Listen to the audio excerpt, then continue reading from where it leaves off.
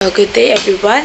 So I am Maria Josephina Morera and I'm going to discuss my topic, which is the strongyloiditis. So I have an icebreaker here. So yung icebreaker ko po is, ang mga nakalagay po is matatopic pa natin mamaya. So ang aking pong icebreaker is the 4 pigs, 1 bird. So for the first picture po is ito, sasabihin ko na lang po yung mga sagot.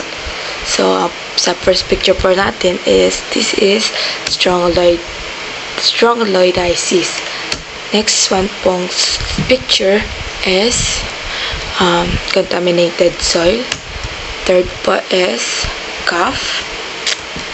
And for the last po is the blood test. So now, we're going to discuss what is strongyloiditis. So, ano nga ba ang strongyloiditis? So, strongyloiditis is a gastrointestinal infection caused by a nematode or a roundworm endogenous strongyloid. Ang strongyloiditis din po is also known as the Cochin-China diarrhea. So, the longest reach po na strongyloiditis is about 600 micrometer in length, making them very difficult to see with the naked eye. Although po, strongyloiditis po is makikita po siya all over the world, pero they are more commonly found in warmer climates tulad ng tropical and subtropical areas. Makikita din po sila sa mga rural or economical disadvantaged area. So next naman po is the causative agent of a strongyloiditis. So, sa causative agent po ng isang strongyloiditis is bale dalawa. So, dalawa na lang po yung kinuha ko. So, the first one is the rabid nematode roundworm or the Strongyloides stercoralis. So, ito po yung major causative agent ng strongyloiditis sa human. So, it is the most commonly associated with human disease. Next one po is the zoonotic Strongyloides folivorni or the folivorni, subspecies folivorni, and Strongyloides folivorni, subspecies scaly, for which ang kanyang only currently known host is the human. And also, it is a parasite of our wild apes and monkeys. Na-identify na host po nga niya is human. So, also, ito po yung rare human infecting species ng isang strongyloides. So, yung una po is yung sa Strongyloides stercoralis, which is yung po yung major, and ito as Strongyloides folivorni is siya po yung rare human infecting species. Meron din pong other animal associated which is yung Strongyloid species is including po dito yung Strongyloid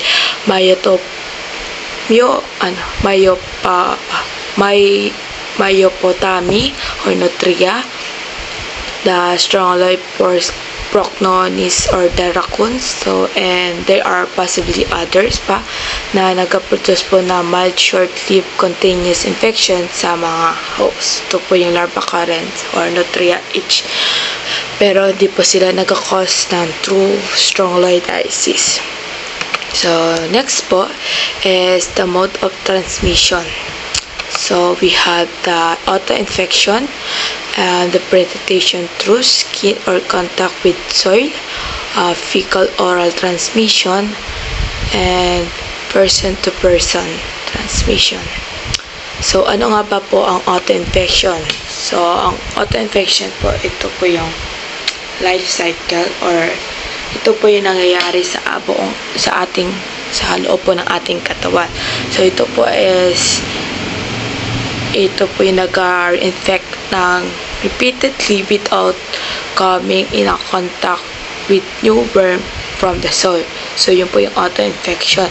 Also, ito po yung nag-repeat na cycle na nag-cause po ng chronic strongyloiditis, which can last for years without treatment.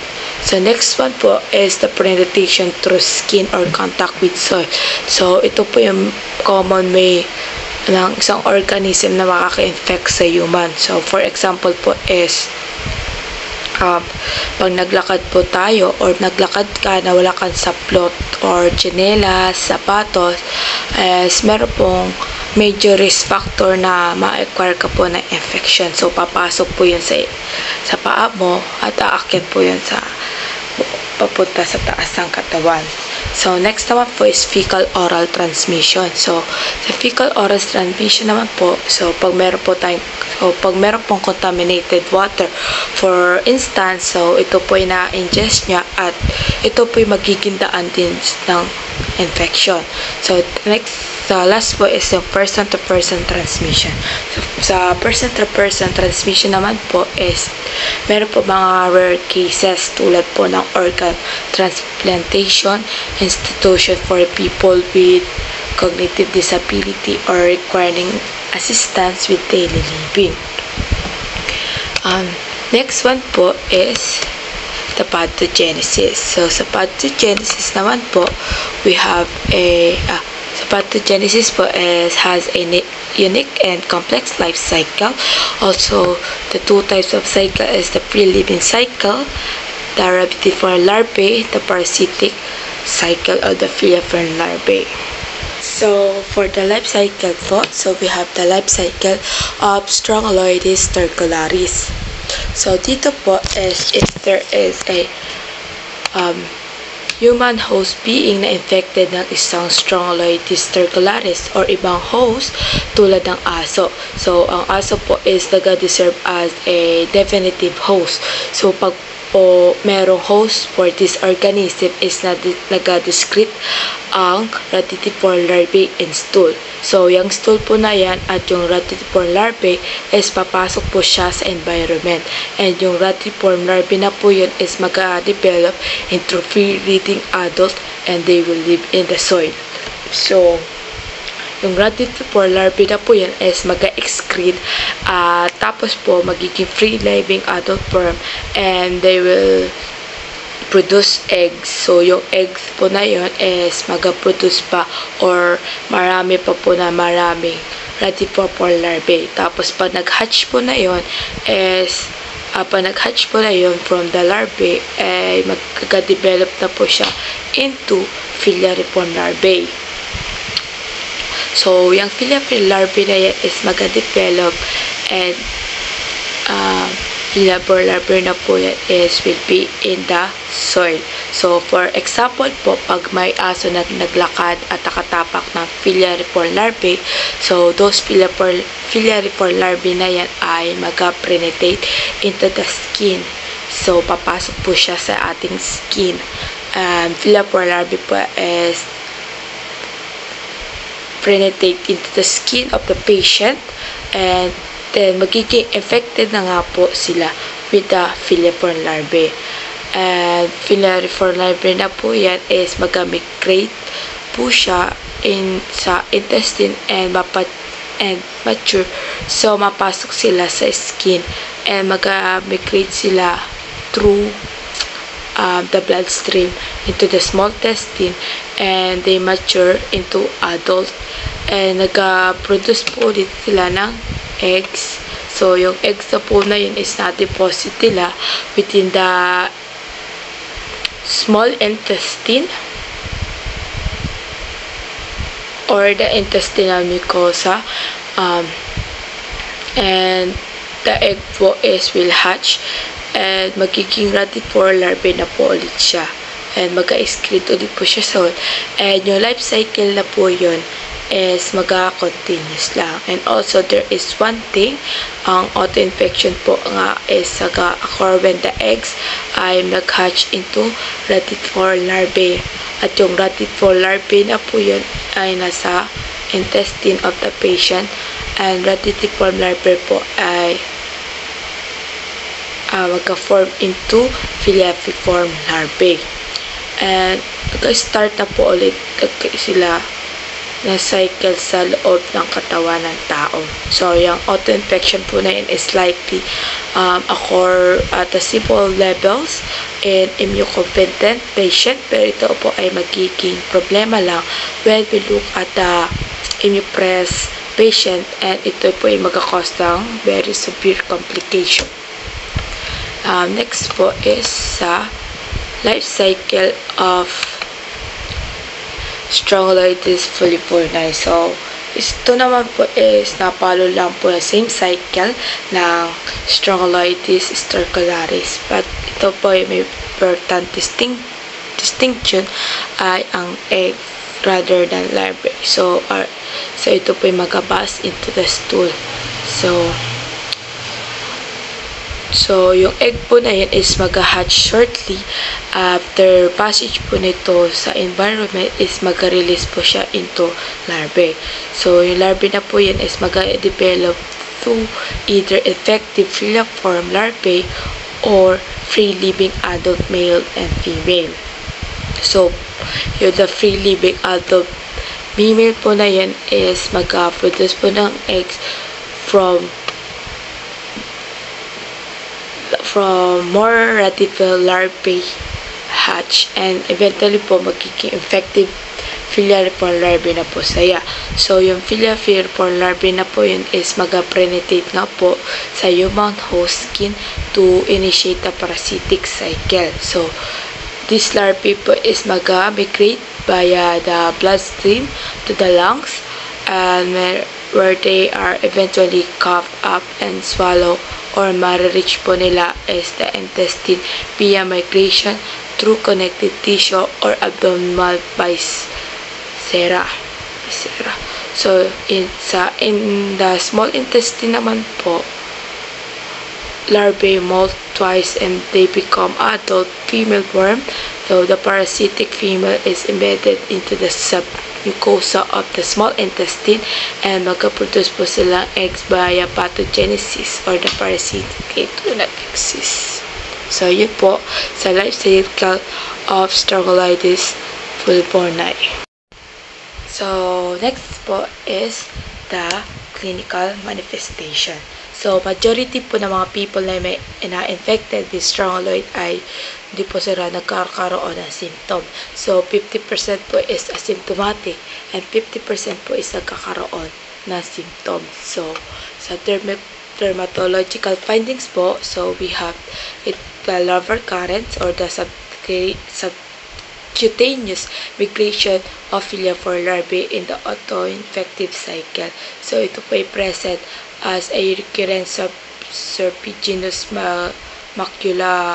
maculopapular or urticarial rash along the buttocks, perineum, and thighs due to repeated infection.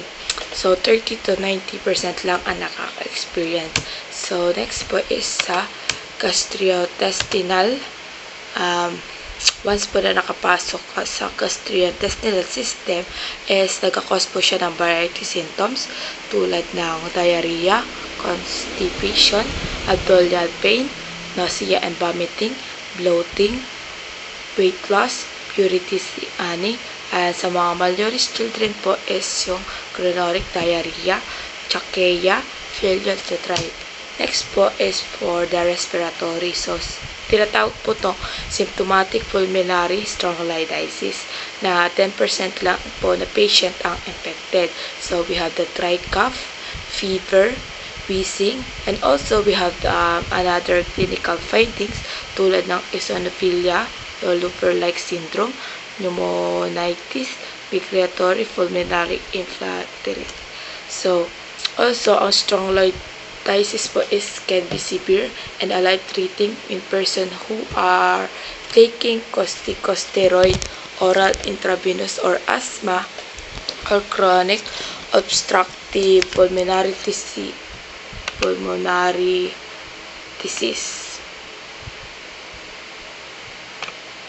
And most of people po na do not know na meron silang exposure occurred.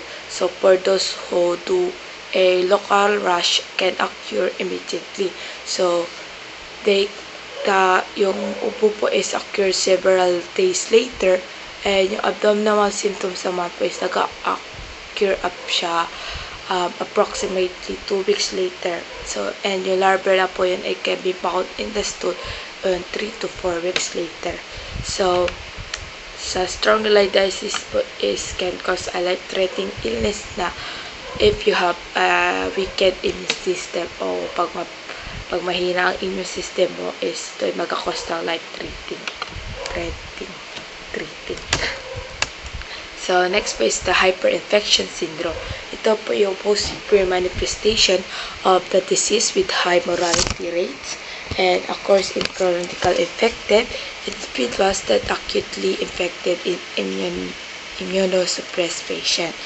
Next po is disseminated strongyloiditis. Ito po yung condition na where na yung Strongyloides tuberculosis po is nag-spread or nakalat sa various organs in the body or sa loob po ng ating body.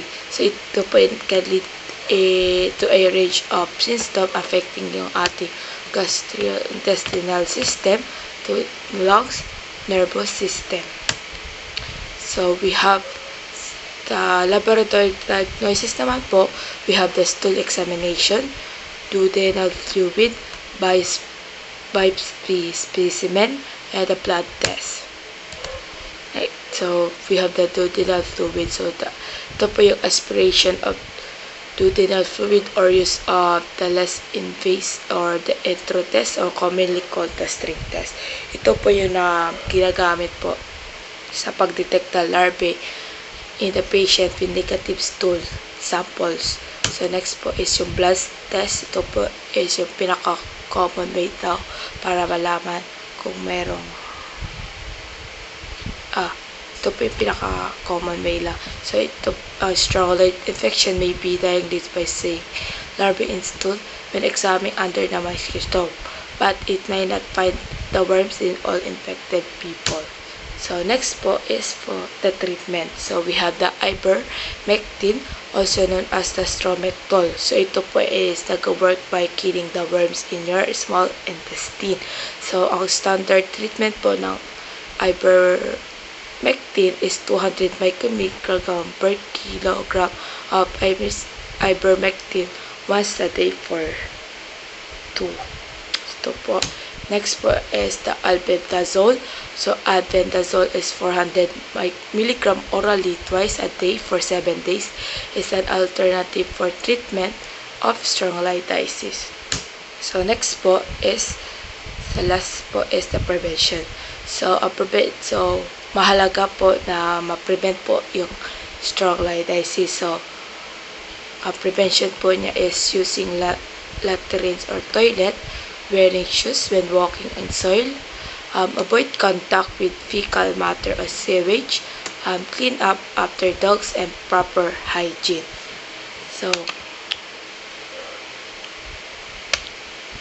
So yun lang po, and sana po madami po kayo natutunan. So, thanks po. And here's a reference. So, bye guys.